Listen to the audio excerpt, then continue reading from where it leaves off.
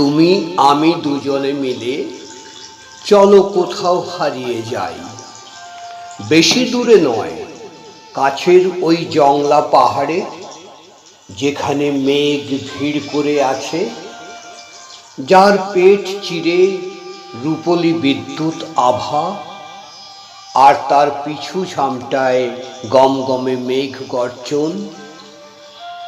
আমরা দুজনে আসব বলে তারাও কি সেজে বসে আছে?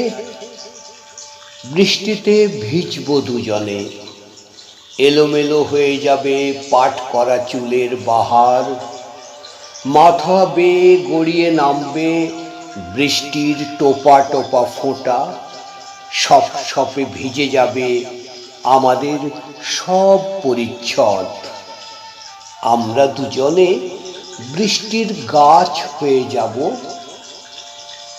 বৃষ্টির গাছ হব সন্ধ্যার ঝুপসি আলোতে।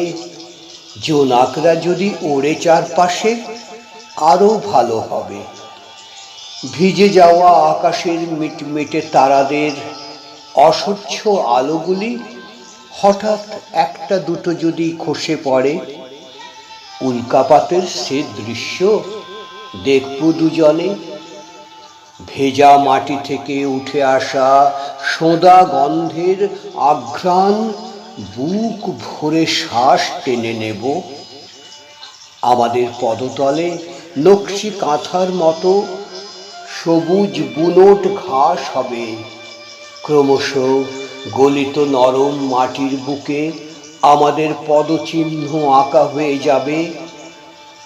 অদূরে জংলা পাহাড়, বৃষ্টির শেষে ফুটফুটে কাক জ্যোৎস্নায় তখন পরিণত চাঁদের পাহাড়ে।